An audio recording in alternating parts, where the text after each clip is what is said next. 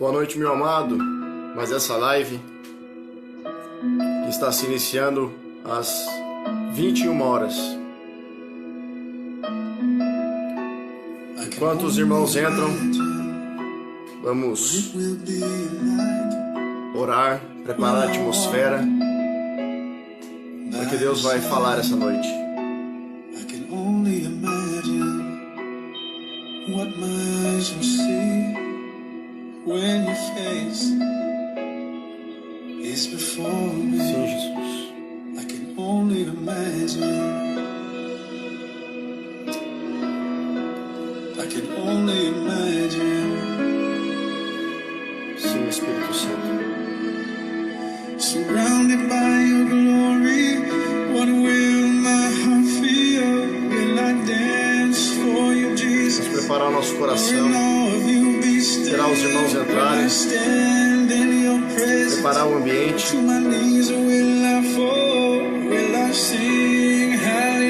Sejam bem-vindos.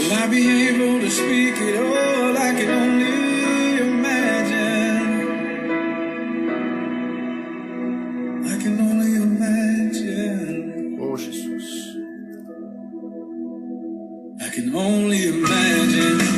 Sim, Espírito Santo. When that day comes, Nós queremos a Tua presença, and I Pai. find myself standing in the sun. Oh, I can only imagine. nós queremos a Tua And presença. all I will do Sim, is forever worship you. I can only imagine. podemos apenas imaginar como seria. I can only imagine. Oh, vai preparando o ambiente, vai preparando a Tua casa, vai preparando. Surrounded by your glory. Nós queremos a Tua presença, Will Papai. my heart feel? Will I dance for you, Essa Jesus? live é pro Senhor. Or in all you be still? Will I stand in your presence? Obrigado, Espírito To my Santo. knees or will I fall? Will I Vai apertando o aviãozinho, vai chamando os teus amigos aí. Will I be Vai able convidando. to speak it all? I can only imagine. Sim, Deus. I can only imagine. Surrounded by your glory, what will my heart feel? Will I dance for you, Jesus? Pai. Or in all you be still? Will I stand in your presence? Or to my knees or will I fall? Will I sing hallelujah? Will I be able to Sim, speak Papai. it all? I can only Prepara o nosso coração. Prepara o ambiente, prepara as casas. Prepara, Deus, cada família, cada pessoa que aqui entrar. Oh,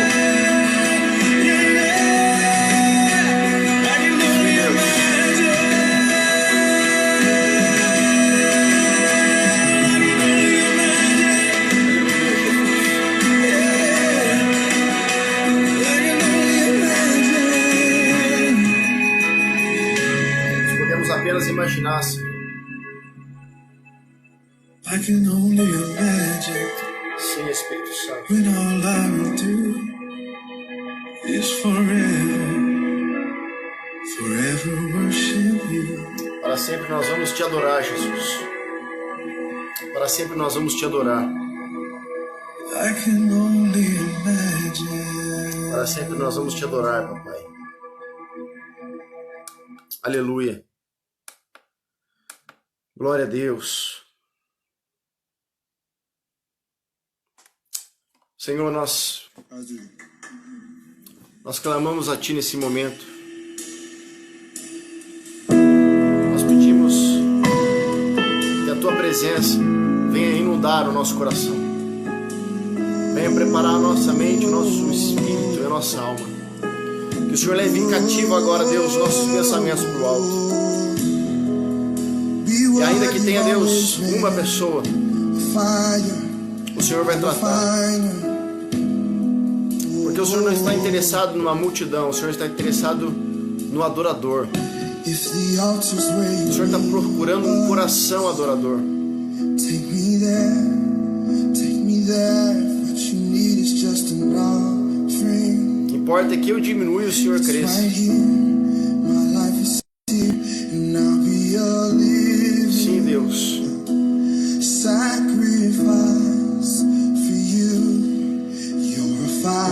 O que importa é que eu diminua e o Senhor cresça. Prepara, Deus, o nosso caráter, nosso coração. Prepara, Deus, o nosso espírito. Prepara o ambiente, a atmosfera. Sara cada casa. Cada um que está enfermo. Sara, Deus, toda limitação no corpo. Toda angústia, toda mágoa, toda dor, Senhor. Sara, Espírito Santo. Sara, porque o Senhor ainda faz. O Senhor ainda faz. O Senhor ainda faz. Uou! Você vai sentir a presença dele na sua casa.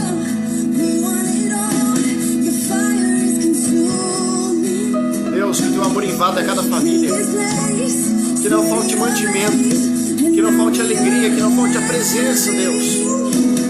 Que não falte o teu amor, papai. Que não falte, Deus, a tua presença. Vai entrando em cada casa, vai tocando, vai preparando o ambiente, vai preparando, Deus, o coração. Vai preparando, Deus, uma nova geração que tem se levantado para te adorar. Que não é religioso, é adorador. Vai preparando o Espírito Santo. Sim, Deus. Vai preparando uma geração verdadeira, uma geração quebrantada. Enquanto nós estamos adorando, louvando, vai chamando, vai convidando, aperta o aviãozinho aí, ó, e vai chamando os teus amigos. Deus deu uma palavra essa noite. Sim, Deus, nós cremos. Sua invada, Deus. Venha, Espírito Santo. Continua tocando, abençoando, papai. Continua ministrando em cada coração que nos está nos assistindo. Sim, Deus.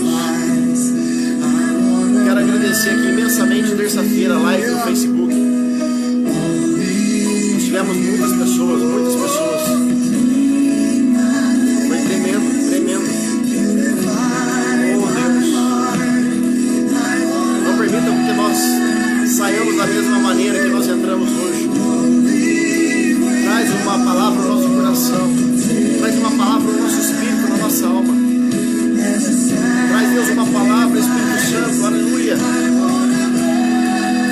Oh, que teu amor abrace. Que tua presença, Deus, abrace cada casa. Abrace cada família. Você vai sentir a presença dele. Você vai sentir o amor do Pai. Oh, sim. Ei, caramaço. Ei, andarabaço, você vai sentir a presença dele. Você vai sentir a presença.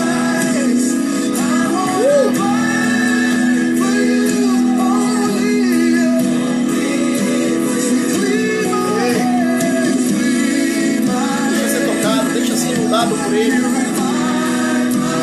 Sopra, Espírito Santo. Sopra. Esperança, ainda tem jeito. Acredita, porque ainda tem jeito. Ainda tem pessoas boas.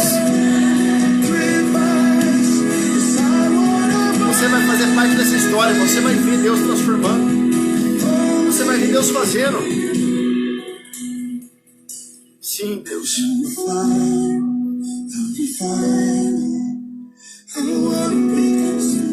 Oh, Deus de Israel. Sejam bem-vindos, sejam bem-vindos.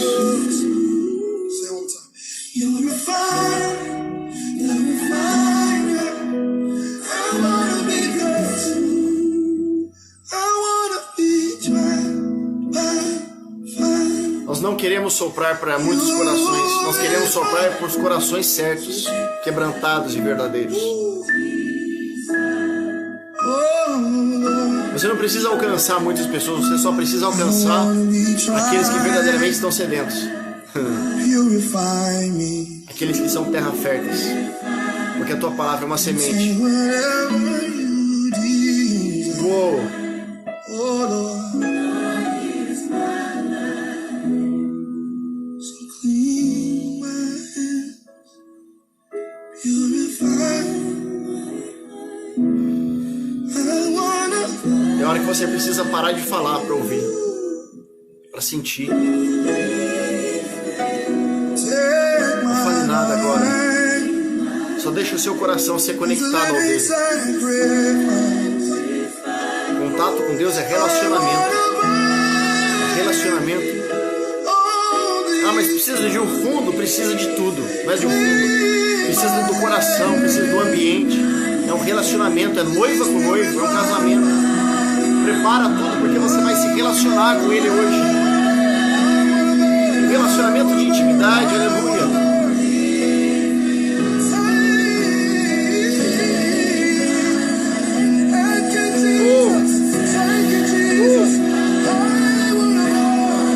Sobe a tua adoração.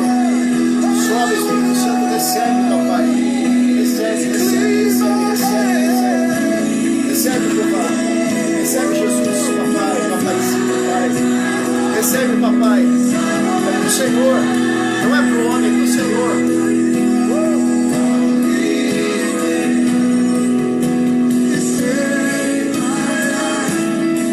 Sim, Deus.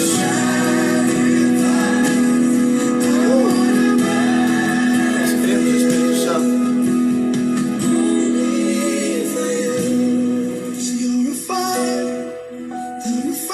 Hoje será uma noite especial. Será uma noite sobrenatural.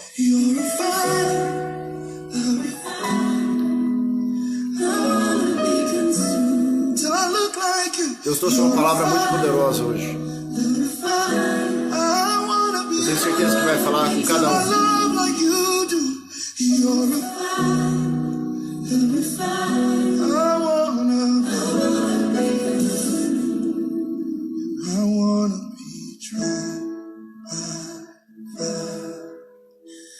Com Deus você precisa criar um clima, você precisa criar um ambiente para você se relacionar com Ele. Você não pode entrar de qualquer maneira na presença do Pai. Você tem que criar uma atmosfera. É como um jantar à luz de velas. Você e Ele sentado para conversar, para se relacionar, para confessar, para se entregar, para permitir. Essa é a presença do Pai. É a presença do Pai que não mede esforço para estar com você. É uma paixão radical. É uma paixão que rompeu o céu. É uma paixão que rompeu estruturas. Rompeu o templo, rompeu o tabernáculo, rompeu a religiosidade, rompeu o sistema. Por sua causa. Por amor, porque Deus amou o mundo de tal maneira que deu o seu Filho. Deu. Para que todo aquele que nele crê não pereça, mas tenha a vida eterna. A presença dele é tão violenta, tão verdadeira, que ele rompeu tudo aquilo que era impossível para o homem fazer. Ele, como um Deus, fez por você. Esse é o amor do Pai. É um amor que não mede esforços. É um amor que não mede limites, não tem limites. O amor do Pai não tem limites. Ele vai te encontrar na caverna, ele vai te buscar onde for, só para poder ter um pouquinho de relacionamento com você, ainda que eu e você não valorizemos. Amém. Glória a Deus. Muito boa noite. Toda quinta-feira nós falamos sobre paternidade. Sempre eu tento trazer um convidado especial. E hoje não tenho convidado. Hoje é mais que especial, é o Espírito Santo. Amém? Mas a pergunta dessa noite é: qual a reforma que Deus espera? Qual a reforma que Deus espera? Bom, primeiramente, antes de nós lermos um texto, nós precisamos entender o que é reforma. Reforma é a ação ou efeito de reformar. E o que é isso? É uma mudança introduzida em algo para fins de aprimoramento e obtenção de melhores resultados. Resumindo, a reforma então é um processo de mudança na qual, quando alguém executa isso em algo, para que este algo se torne melhor, aprimorado daquilo que já era. Quando você vai reformar a sua casa, por exemplo, você vai fazer uma melhoria nela, sim ou não? Você vai reformar, eu não sei, uma parte, você vai trocar os cômodos de lugar. Eu sei que no começo vai fazer uma bagunça, uma sujeirada só. Mas para o novo entrar, precisa mexer na estrutura. E se não mexer na estrutura, não tem como obter o novo. Jesus ele só pode entregar o novo quando ele mexe nas nossas estruturas. As estruturas precisam ser abaladas, os edifícios precisam ser balançados, os pilares precisam ser movidos e as terras precisam ser mexidas. Mas a essência da casa precisa continuar a mesma. O que não pode mudar é o que está dentro da casa. Nós podemos mexer do lado de fora e até mexer do lado de dentro, mas nós não podemos mexer no centro dela. E o centro dela precisa ser a presença de Deus. Obed-edom entendeu isso. Quando Davi foi trazer a arca da mão dos filisteus para Israel de maneira errada, e eles ficaram com medo, Davi achou que não era. Na verdade, Davi tinha pego a arca na casa de Abimeleque, desculpe. E aí,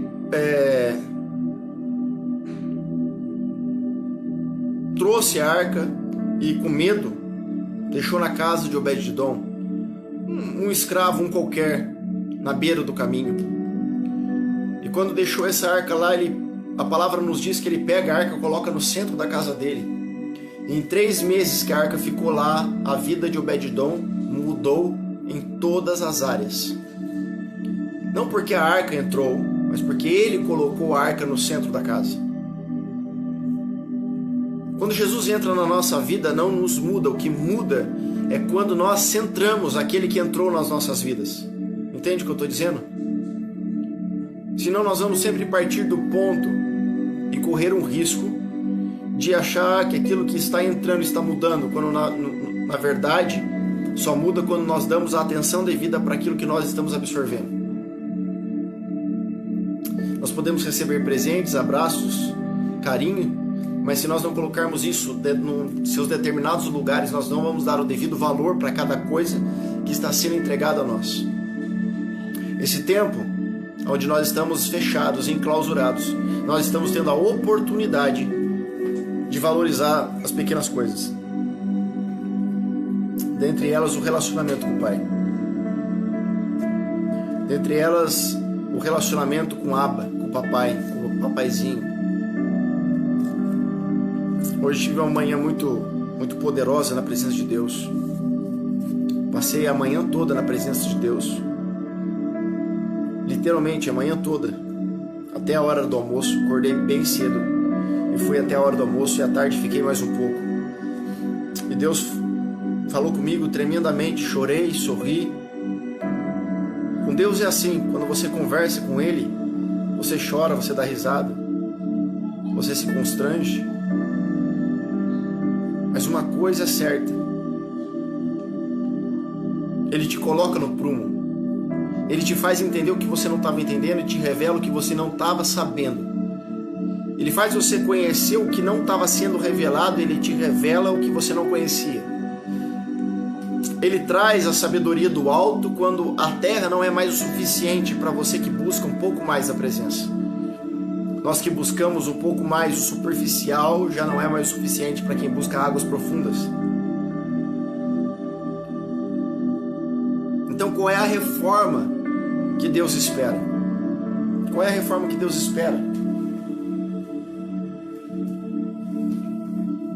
Eu quero usar como texto Mateus 8, do 1 ao 3. Mateus 8, do 1 ao 3. Diz que Jesus purifica o imundo. Quando ele desceu do monte, grandes multidões o seguiram. E eis que um leproso, tendo se aproximado, adorou de joelhos e clamou: Senhor, se é da tua vontade, purifica-me. Então Jesus, estendendo a mão, tocou-lhe, dizendo: eu quero, seja limpo.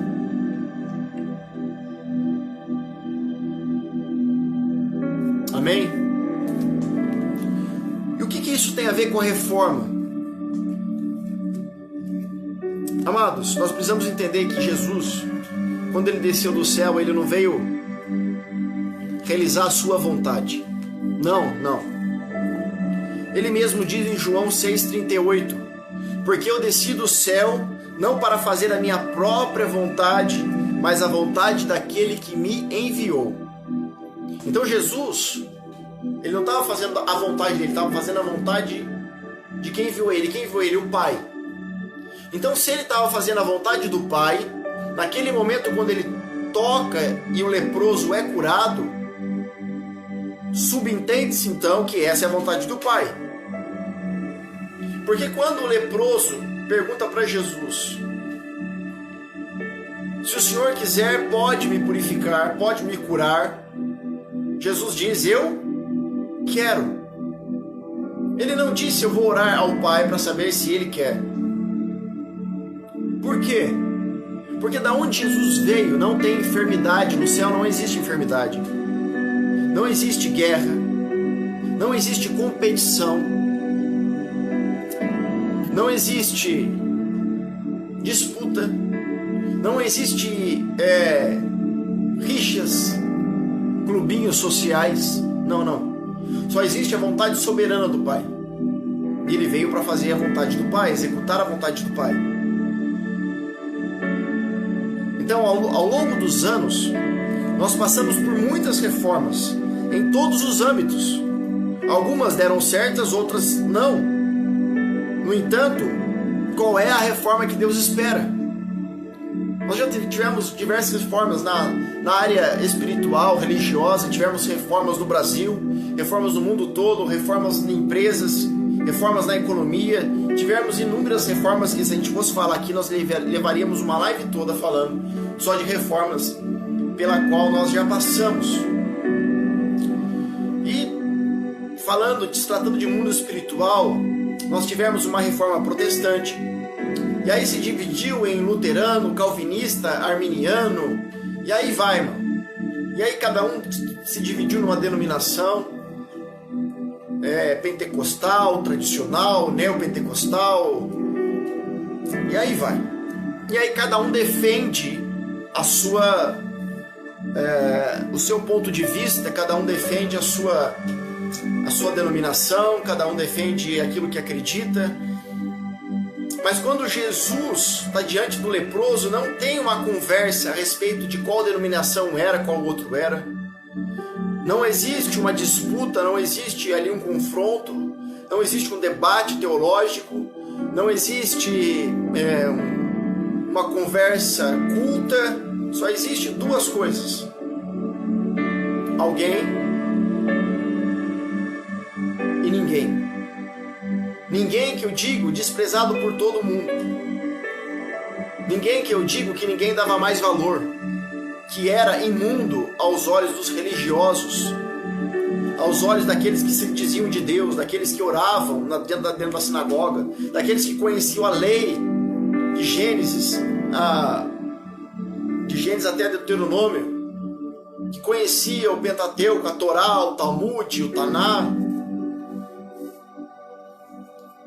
E este alguém que apareceu no meio era alguém que veio fazer uma reforma. Qual reforma?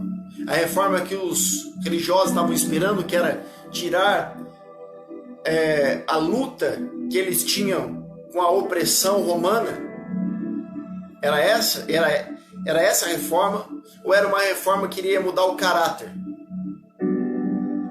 Porque a reforma que você faz por fora da casa, todo mundo vê. Fica bonito, é aparente.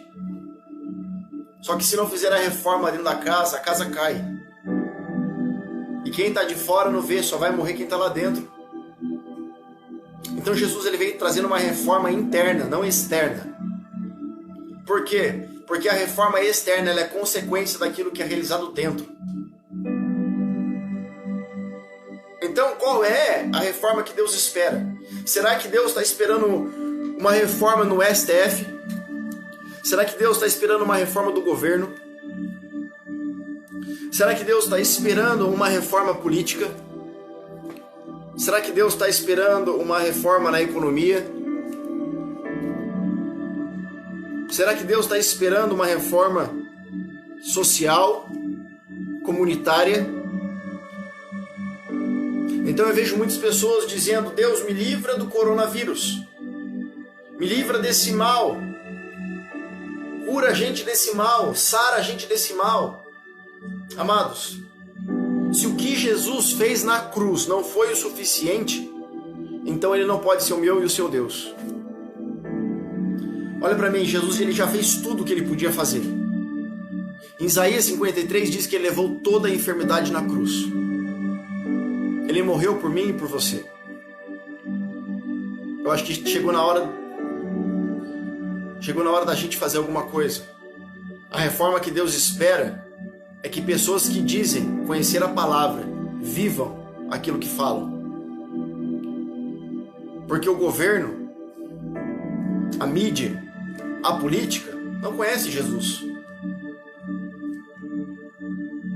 Mas nós que conhecemos a Ele, temos a responsabilidade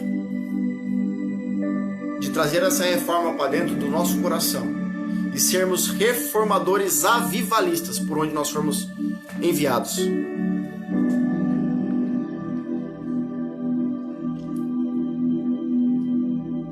Então toda reforma ela é introduzida para a obtenção de melhoras. Mas quando essa reforma não dá certo, aonde que está o erro? Está no método? Aonde está o erro dessa reforma? Será que foi a maneira pela qual ela foi inserida, que ela foi administrada? Ou será que a reforma está no proprietário que quer executá-la? Ou será que o problema da reforma está em receber aquilo que ela está tentando realizar? Ou o agente de transformação está tentando executar através da mudança e dos abalos das estruturas?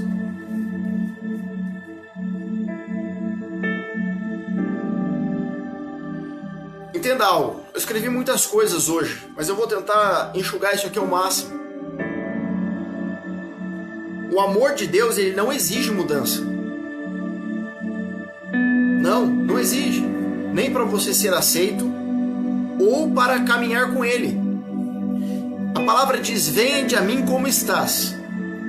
Ele não exige que você mude. O amor dele não exige. E ele não exige que você, para caminhar com ele, também mude. Não. Por quê? Porque os homens que caminharam com ele, cada um era de um jeito, pensava de um jeito, era pecador. Você entende? Então o amor de Deus, ele não nos exige mudança para ser aceito ou para caminhar com ele, mas nos constrange a ponto de mudar por ele.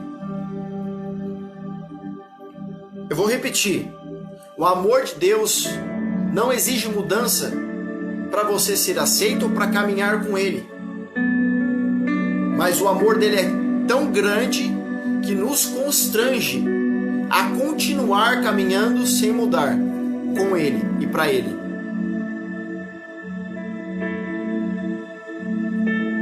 Jesus, ele é a expressão do amor do Pai. pois tudo que ele fazia revela quem o Pai era. Então, quando ele diz para o leproso, lá em Mateus, novamente, capítulo 8, do 1 ao 3, olha, Jesus, se o Senhor quiser me curar, me purificar, o Senhor pode fazer isso? O que ele diz? Eu quero. Porque ele estava expressando, ele é a revelação do amor do Pai. Ele estava expressando qual é a vontade soberana do Pai. E qual é a vontade soberana do Pai? Que todos sejam curados, todos sejam prósperos, todos sejam unidos, todos vençam, todos dominem aonde for enviado. É a vontade soberana do Pai. Jesus disse para o leproso, eu quero. Eu quero. É a vontade perfeita. Em João 4, do 8 ao 15, Jesus, ele é a perfeita vontade de Deus. Literalmente o céu encarnado. Pois o paraíso só é pleno por sua causa. Ele é o céu encarnado. Porque o que define o céu não é as coisas que compõem o céu. O que define o céu é quem está no céu. O que define você não é o que compõe você, é quem você é. Você é muito mais além daquilo que você se diz ser ou aquilo que você possui. A tua essência não está vinculada nos seus atributos e nem nas suas qualidades, mas na sua essência.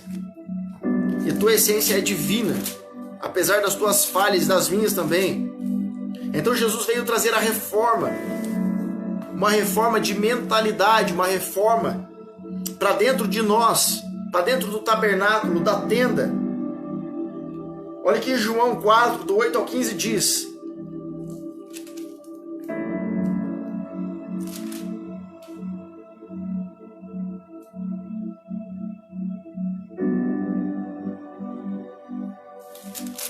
não é João 4 não, irmãos, desculpa. Deixa eu ver aqui de novo.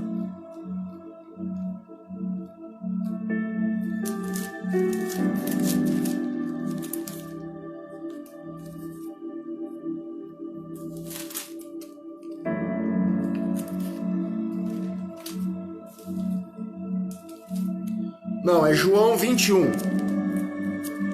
João 21, do 6 ao 7. Vamos lá, João 21, do 6 ao 7. Então Jesus orientou: lançai a rede do lado direito do barco, e encontrareis. Assim eles o fizeram, e logo não conseguiram recolher a rede, por causa da abundância de peixe. Diante disso, o discípulo a quem Jesus amava disse a Pedro: é o Senhor. Assim que Simão Pedro ouviu que era o Senhor, vestiu sua túnica, pois a havia tirado e lançou ao mar. Mas os outros discípulos vieram no pequeno barco, arrastando a rede com os peixes, pois não estavam longe da praia, senão uns 200 côvados. Amado, eu li um pouco mais aqui, né? Eu fui até o 8. Como que João reconhece mesmo de longe Jesus? Porque João conhecia quem Jesus era pelos sinais que Jesus fazia. Agora, qual era o maior sinal que Jesus realizava? Eram os milagres, as maravilhas e prodígios? O apóstolo Paulo diz lá em 1 Coríntios 2,4: o meu evangelho não consistiu em palavras de sabedoria humana, mas na demonstração de poder. E o que é isso? Qual era o maior sinal que evidenciava que Jesus era realmente o Messias? Eram os milagres? Não. Era a filiação dele celestial, que lhe imputava a autoridade do céu. Esse é o maior poder. Jesus diz: aqueles que me aceitarem, Deus lhes deu o poder de se tornar filhos de Deus. Esse é o maior poder. Porque quando se é filho, você entende a sua identidade. Uma vez que você entende sua identidade, você não anda mendigando o pão. Você se assenta na mesa do rei e come com o Pai. Então, qual a reforma que Deus espera? Não é uma reforma do sistema, não é uma reforma dos governos, da política, é uma reforma do nosso caráter. Todos estes que têm feito mal, todos estes que têm realizado obras ruins, que têm pensado mal, que têm agido de má fé, eles não conhecem Jesus. Mas muitos que conhecem, que se dizem conhecer Jesus, que conhecem as Escrituras mais do que eu e você, que são teólogos renomados, não tem vivido isso, irmãos. Não tem vivido isso. Então Deus fechou a porta das igrejas. Por quê? Porque agora não é prioridade dar continuidade à obra. A prioridade agora é salvar a noiva, a igreja. Essa é a reforma. Mas para isso Deus tem que mexer nas estruturas, precisa fechar a porta, para mexer dentro da casa, para depois quando abrir, não ficar cheirando mal, irmão. Isso tem a ver com o amor de Deus. O amor de Deus é tão violento que ele é incapaz de deixar com que a noiva se corrompa ou permaneça da mesma maneira. O amor de Deus é tão grande por mim e por você que ele é incapaz de deixar de permanecer do mesmo jeito. Agora, o leproso recebeu mais do que a cura. Olha, vamos voltar lá no Mateus capítulo 8 de novo, do 1 ao 3. Preste atenção. O leproso falou para Jesus: se o Senhor quiser, podes me purificar, podes me curar. Jesus não podia fazer assim, ó, e curar ele? Sim ou não? Podia, irmão. Mas ele primeiro, antes de falar qualquer coisa, antes de dizer qualquer coisa, verso 3 do capítulo 8 de Mateus: então Jesus, estendendo a mão, tocou-lhe. Por quê? Porque quando Jesus revela a paternidade do Pai, ele mostra três coisas que esse versículo, esse texto nos ensina. Primeiro, ele quer curar a tua rejeição. Por isso, Jesus toca. Porque o leproso, se alguém chegasse perto, ficava imundo. Jesus vai lá e toca no leproso. Imagina a cara dos Imagina a cara dos religiosos vendo isso, cara. Imagina a cara. É blasfêmia, não pode. Vai se contaminar, vai morrer. A primeira coisa, quando o seu filho está doente, você que é pai, você que é mãe, ou você que é filho, você tem um pai, uma mãe, alguém que cuida de você, a primeira coisa que o pai e a mãe faz, o filho, é pegar no colo quando está doente. Antes de levar para o médico, ele dá remédio, pegar no colo e falar: o que está acontecendo? A primeira coisa que Jesus faz quando chega no leproso não é curar ele da sua enfermidade, é curar ele da sua fragilidade. Tem muitas pessoas querendo se libertar do coronavírus quando não se libertaram de vícios, quando ainda a casa está uma destruição, quando ainda a família não está se conversando, não tem relacionamento dentro familiar. Então ela quer que o coronavírus vá embora para que ela possa voltar à vida dela normal, achando que nada está acontecendo, que pode empurrar a vida com a barriga, pode fazer mal para quem quer, para quem acha que pode fazer, e vai ficar tudo por isso mesmo. Ei, não vai voltar a ser do mesmo jeito, esquece. Deus não vai deixar isso do mesmo jeito, já não está deixando. Só cego não vai enxergar, irmão. Cego espiritualmente, que eu estou dizendo, não vai ver isso. A primeira coisa que Jesus faz é tocar o leproso. Ele estava curando o leproso da sua fragilidade, dizendo: ei, você tem um pai, você tem alguém, você não está sozinho, você não está abandonado.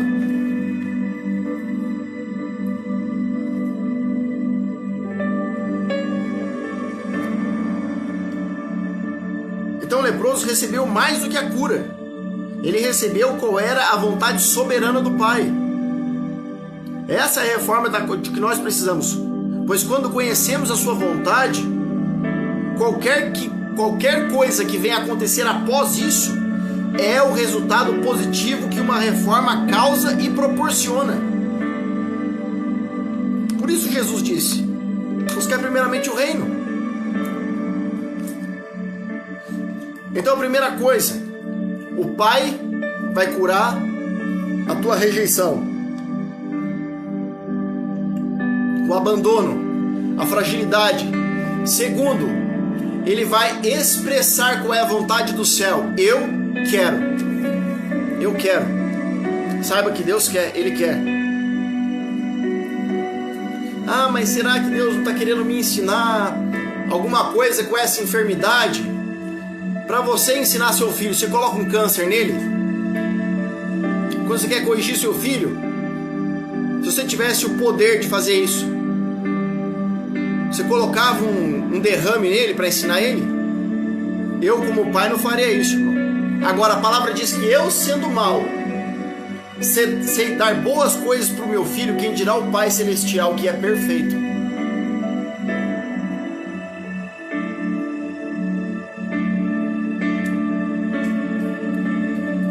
A vontade soberana do Senhor, Jesus morreu por isso, é curar e te libertar, para que verdadeiramente seja livre. Livre. Seja livre. Primeiro ponto. Ele vai te tocar para curar da tua fragilidade, da tua orfandade, da tua rejeição. Segundo ponto, da sua carência. Segundo ponto, Ele quer fazer isso. Ele quer e Ele vai. Só precisa que você tome uma atitude. Terceiro ponto, ser limpo. Ele vai te purificar. Agora, o purificar e o curar é resultado do tocar. Pegou aí? Amém, aleluia. O purificar e o querer e o curar é resultado do tocar. Tudo parte de um relacionamento. Como que um bebezinho nasce? Quando o pai e a mãe têm um relacionamento íntimo. Dentro do seu quarto, na intimidade, no secreto. Quando se há intimidade no secreto, se gera milagre. O filho. O filho é a expressão do amor do Pai com a igreja. Uou!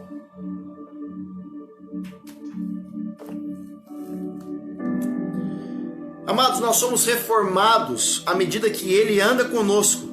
Olha, pega isso. Somos reformados à medida que Ele anda conosco e não nós com Ele. Como assim? Amados, andar com Jesus é fácil. É fácil, é?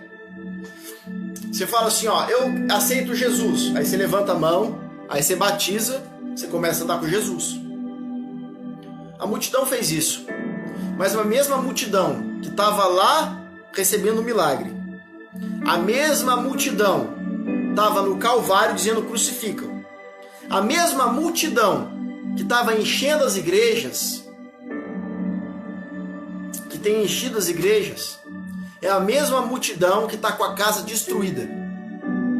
É a mesma multidão que dentro de casa amaldiçoou o filho, o pai, a mãe, a esposa, o marido, o pastor, o padre, sei lá quem for, o presbítero, o bispo. A mesma multidão. A minha pergunta é: Jesus pode andar com você? Será que Ele pode entrar onde você tem entrado? Será que Ele pode ouvir as suas conversas e as minhas também? Será que Ele pode sondar o nosso coração e o nosso pensamento? Será que Ele pode frequentar os mesmos lugares que você frequenta? Será que Ele pode sentar na que você senta? Será que Ele pode sentar para almoçar tranquilamente com você na hora do almoço? Será que Ele pode tomar um café da manhã com você?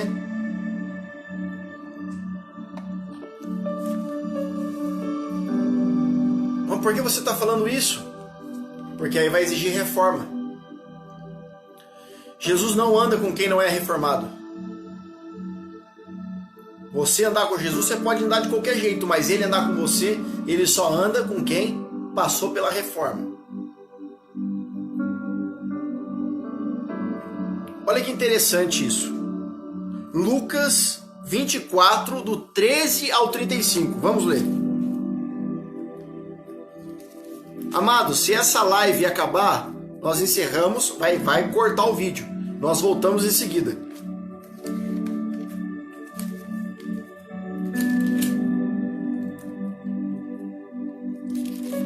Depois esse vídeo vai estar lá no YouTube, no canal. Lucas 24, do 13 ao 35.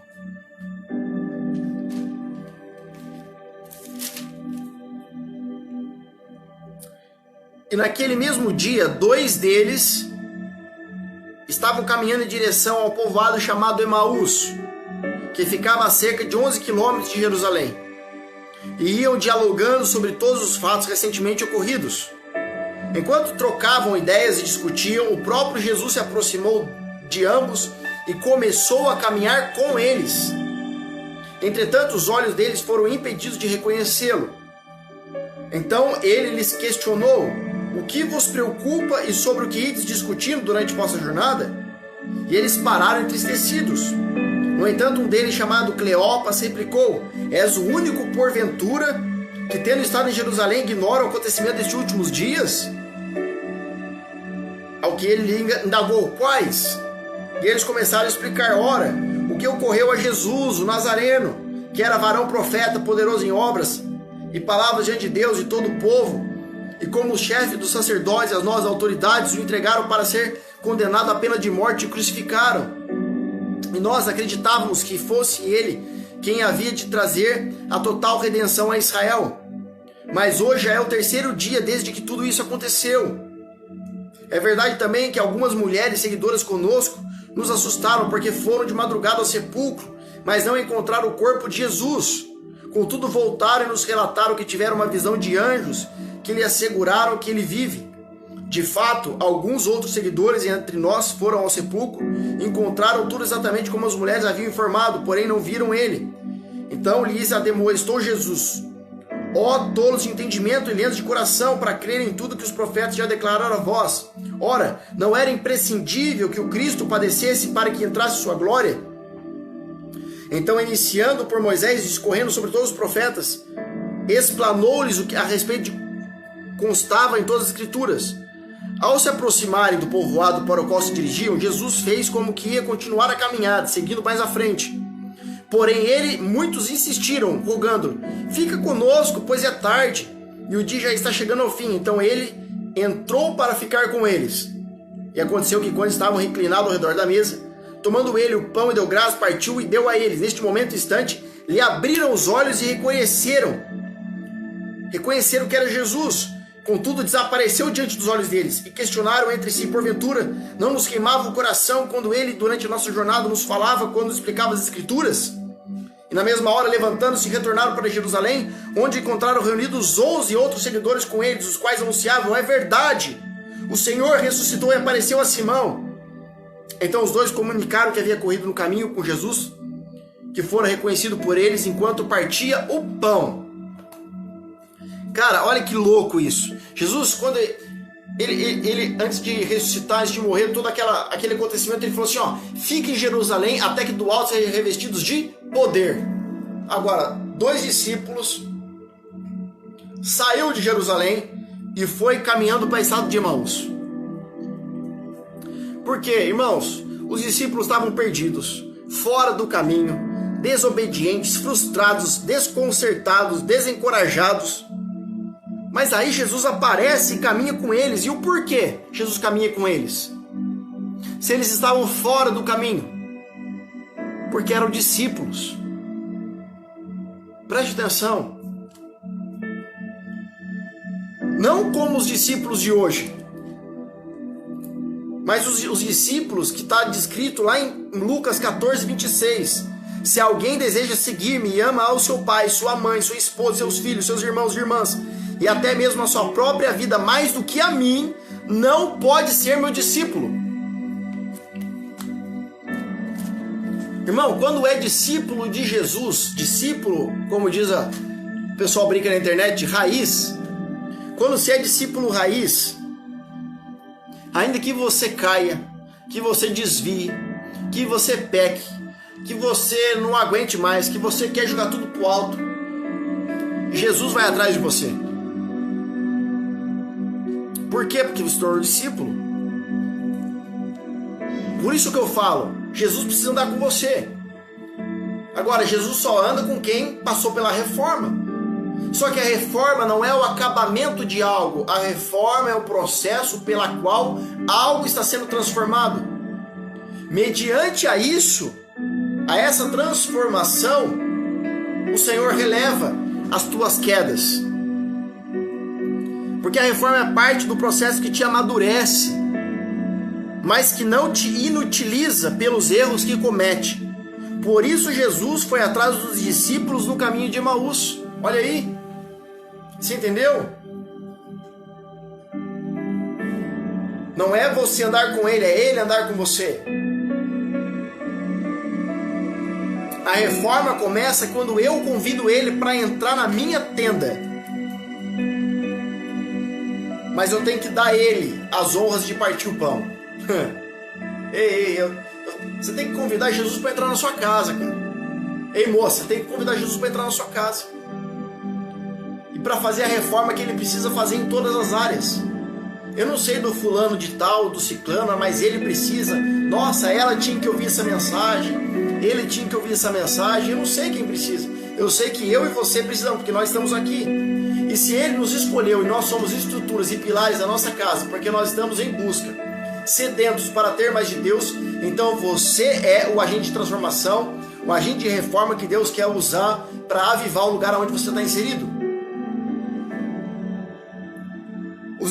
Os discípulos acharam estar andando com ele. Aí você fala assim, não, mas não foste nós que escolhemos a ele, mas ele escolheu a nós. Eu sei, amados. Jesus foi lá e chamou Pedro, chamou Mateus, chamou João, Tiago, chamou Judas, chamou Tomé.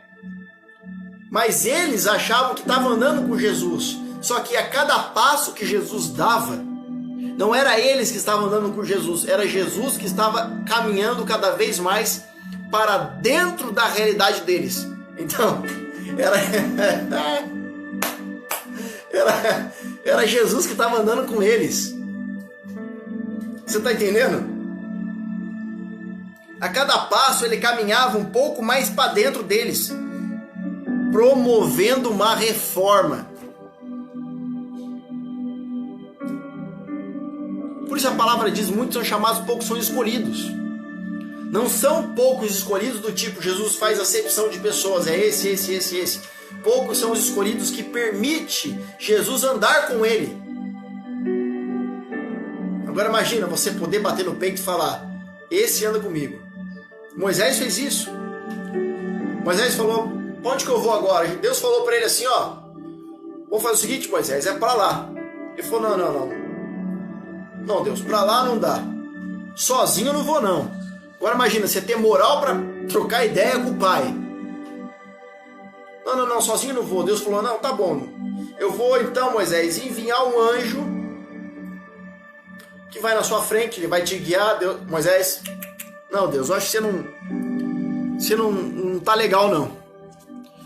Ó, se eu for com o anjo, ele vai até mostrar o caminho, mas eu não quero o anjo, porque mais importante do que o caminho, do que a promessa, do que Canaã, do que a terra prometida, do que o Senhor vai dar, é quem o Senhor é. Se o Senhor não for comigo, eu não saio daqui. É capaz de Deus ter falado assim, o quê? Eu vou ter que andar com esse cara aí. Deus andava com Moisés, cara. Deus andava com Enoque. Deus andava com Elias. Agora imagina Deus poder andar com você. Fala, eu ando com ele. Porque ele é e ela é segundo o meu coração. Imagina você chegar numa festa, deixa eu apresentar meu amigo. Mas eu tenho vergonha porque as pessoas vão me ridicularizar, vão falar que eu sou crentinho, que eu sou religiosinho, que eu sou isso. Não, eu não importo os zinhos. Importa o ão que está do seu lado. Ele é o leão da tribo de Judá. Ele é o seu paizão, é o seu amigão. Você já pegou alguma coisa na sua mão? Você falou, cara, come isso aqui, toma isso. Você falou com tanta verdade que até não tendo um aspecto muito bonito, as pessoas falam assim, não, acho que eu vou para experimentar de tanto que você falou. Porque quando você experimenta algo, a experiência faz cair por terra todo o argumento teológico e conhecimento humano. Só a experiência revela o quão íntimo você tem experimentado. O quão íntimo você tem provado. Entende o que eu estou dizendo?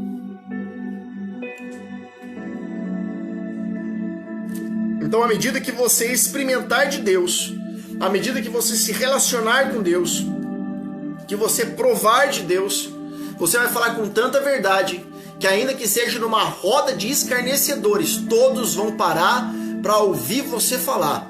Podem não acreditar, mas não vão zombar de você. Porque quando Pedro, que era iletrado e analfabeto, levantou para falar, os religiosos e o sinédrio parou e falou assim, com que autoridade esse cara está falando isso?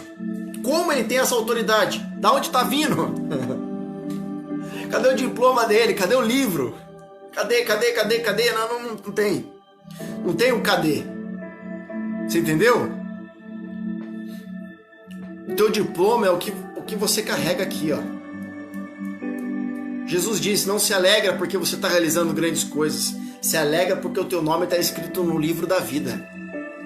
Aleluia. Então a reforma não pode ser um método, irmãos.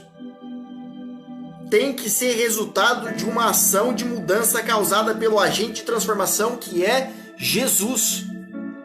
A reforma é o resultado dentro de um processo pela qual o agente transformador executa isso em você. E aí você passa a exercer nos outros a mesma influência que você sofreu de reforma, multiplicando uma visão do céu, uma visão do reino e trazendo a filiação celestial da paternidade do alto para dentro e inserindo nas casas, abalando estruturas e mexendo com reformas, para que reformadores avivalistas sejam levantados neste tempo de caos, sendo uma voz profética, anunciando boas novas no meio de tanta tribulação, amargura e portas fechadas. Deus está te entregando uma chave para, através das suas palavras, abrir porta para reformas, onde casas e famílias serão transformadas para a honra e glória do nome de Jesus. Amém? 1 minuto para encerrar. Meu Deus. Amados, vamos orar. Senhor Deus e Pai, em nome de Jesus, nós queremos agradecer por cada família, por cada um que esteve presente conosco aqui. Abençoe, multiplique e derrame sobre eles abundantemente mais. Graça sem medida, recalcada e sacudida, transbordante. Que Deus continue te abençoando, meu amado. Sábado, uma live nova, um vídeo novo no canal. Terça, no Facebook. E quinta no Instagram, sempre às 21 horas. GDA Guerreiros da Aliança. Deus te abençoe. Vamos orar e vamos louvar até encerrar. Sim, papai. Espírito Santo. Obrigado, Rabaço. Queremos ser reformados. Deus te abençoe. Deus te abençoe. Deus te abençoe, em nome de Jesus. Deus te abençoe. Deus te multiplique, derrame a graça sobre ti, em nome de Jesus. Deus, reforme você por dentro. Reforme eu por dentro. Nos reforme, nos mude, nos molde. Que Deus te abençoe. Fica na paz.